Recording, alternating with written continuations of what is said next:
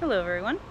So it is about 11 days until our last predicted frost, and the 10-day forecast doesn't have any chance of freezing. We actually had our coldest weather in the next 10 days, 2 days ago. So I wanted to go ahead and get my beans and corn started, even though I know it's technically a little early, but let me elaborate on that. Usually you don't want to direct sow beans and corn until the threat of frost is over, the soil has warmed up. However, in my area, we have some very specific pests that I kind of need to get my timing right to beat.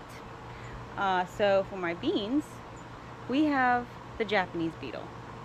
Now I have tried everything. I have tried the bait traps to draw them, or the lure traps to draw them away from the garden. I have tried soap and water. I have tried those trap bags.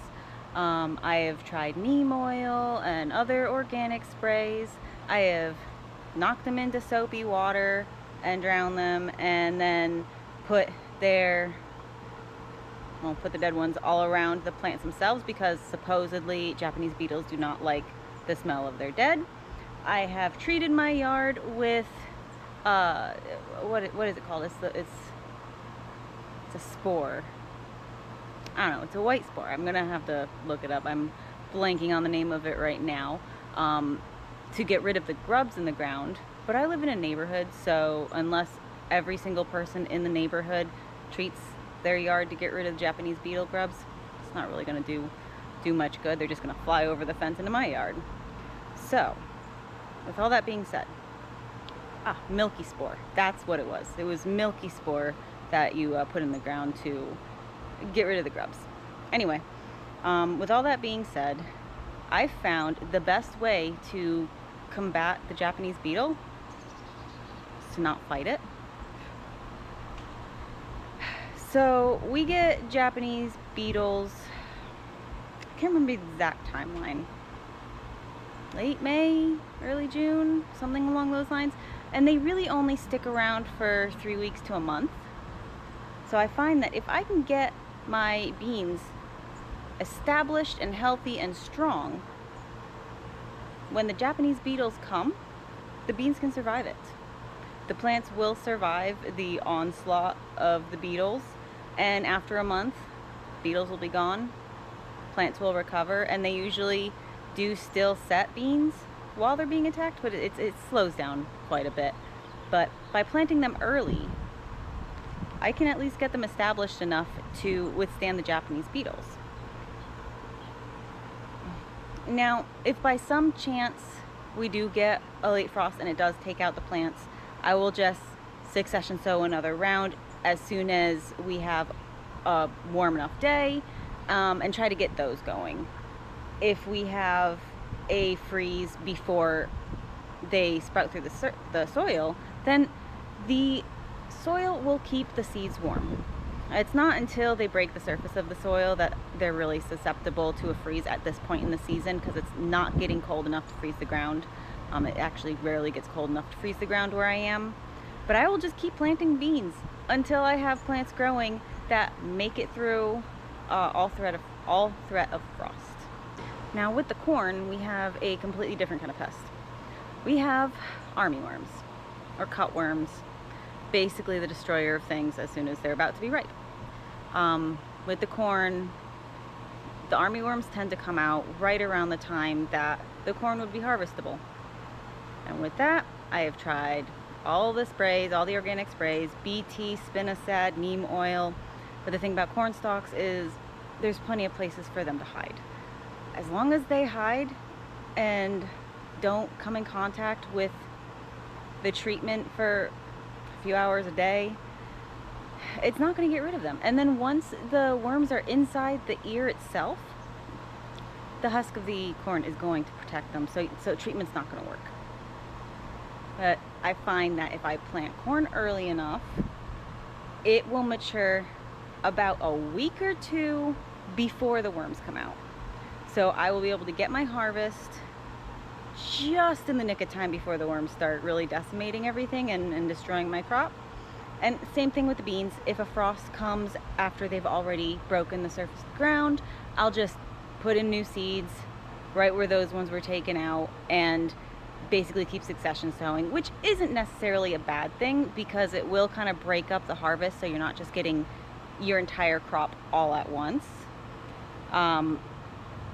Those later planted ears or stalks are going to be closer to the risk of the armyworms, so you might not get as much of a harvest off of those, but you'll probably still get a harvest as long as it's soon enough and you keep a close eye on things.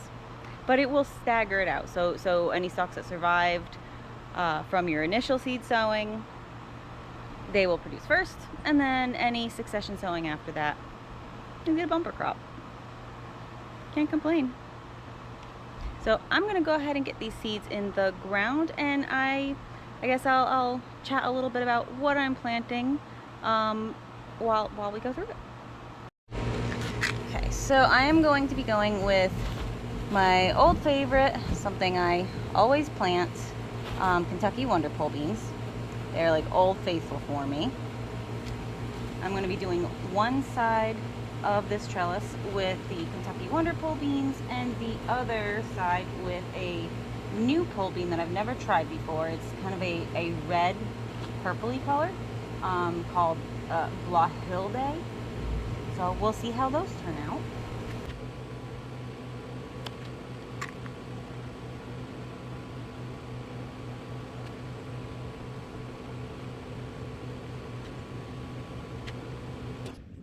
Alright, now onto the other side. These are those Blahilde beans I was talking about.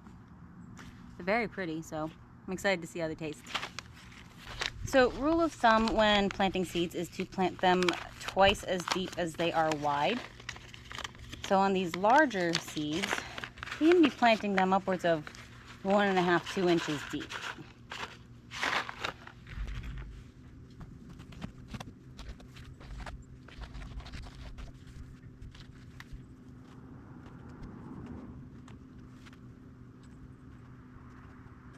One thing I'd like to mention is when you are planting climbing beans on an arch trellis or any trellis, you actually want to plant them on the inside, the side that you are going to be walking through. It'll allow easier access, so when they grow up the trellis, they'll hang more down versus climbing on the outside and then you're struggling to reach all the beans. I'm going to be planting a lot more bush beans this year than I usually do. I did get a couple new varieties. The red swan bush, and just look at that color, that's gorgeous. And then the purple teepee bush beans. Last year I planted a purple queen and I wasn't a fan of it. It didn't stay a bush bean. It ended up climbing. Not as much as a pole bean or a climbing bean, but it definitely needed support. And really didn't produce nearly as much as I had hoped. So we're trying a different purple bean. Try to get that color into the garden. I'll also be planting classic blue leg bush bean. Obviously not new, it's in one of my little seed storage things. And then this is a yellow bean. It's a French bean Maxador. I haven't tried this one yet, but I was given the seeds and I've been saving them, so we'll see how that turns out.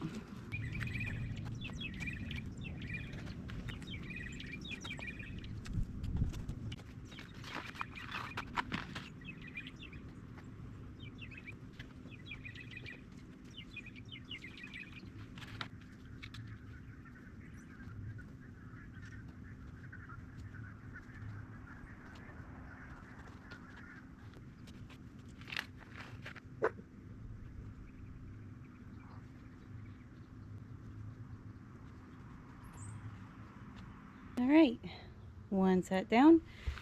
I forgot that I topped this whole bed off with cardboard and did it recently, so the water and rain hasn't broken down the cardboard very much, so it took some extra elbow grease to punch through the cardboard. But beans are planted. This is where I'm going to be putting my corn. It is relatively small for corn, but I packed them in pretty tight, so it works. I just have to be extra vigilant about fertilizing and watering. But my favorite corn is the heirloom golden bantam corn. They are the absolute sweetest I have found so far. They don't get quite as tall as a lot of sweet corns, and they mature faster. So that's another benefit to fighting the armyworms. Now I do plant these pretty close together. I do stagger them when I plant, and I'll show you what I mean there, but I put them about 8 to 10 inches apart, and I will do 3, possibly 4 rows.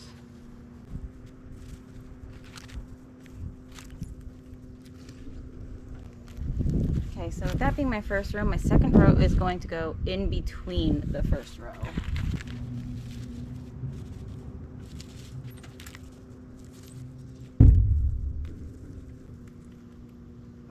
And then the last row will be in line with the first row.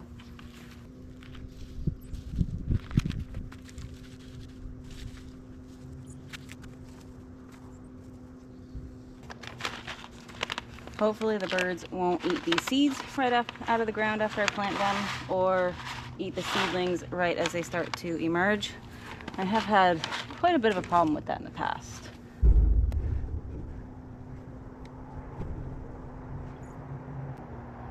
And I won't hill these immediately, or plant them in hills immediately. I will let them get about a foot tall, and then hill up around them and start fertilizing at that point.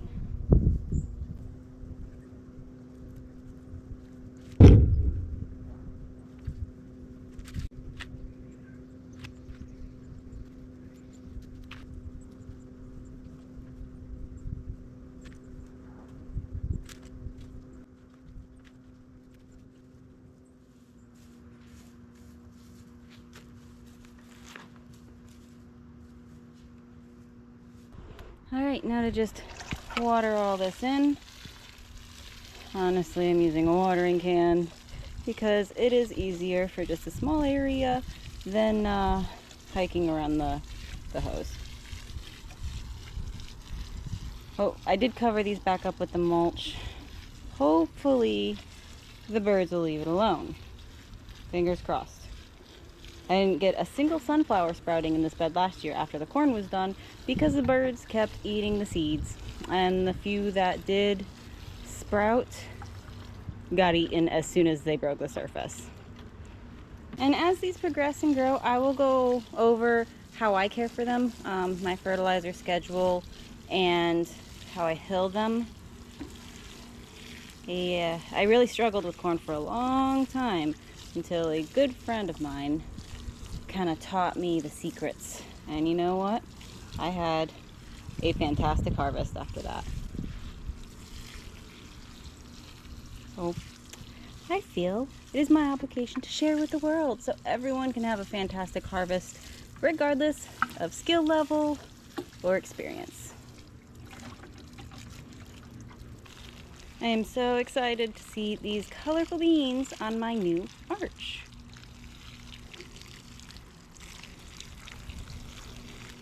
I put up a cattle panel arch this year. It's a little bit more durable than what I had and substantially larger, so I can grow a lot more. And this is also the first year I will be growing colorful pole beans. I usually just do the Kentucky Wonder, which are green. So this arch is gonna look, it's gonna look beautiful. Oh, I love adding color to the garden.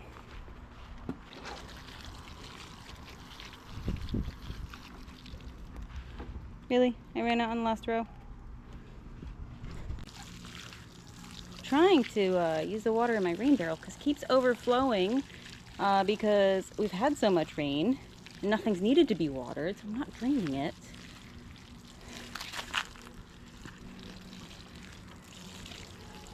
Should probably cover these up or else the birds will get those too. And why don't we water some garlic while we're at it? Waste not, want not.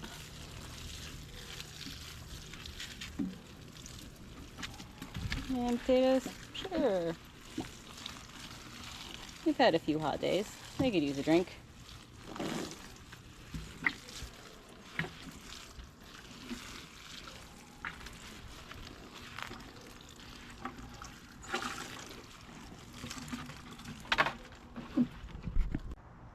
thanks for joining me today. I will keep you updated as things progress and grow, and how I fertilize my corn.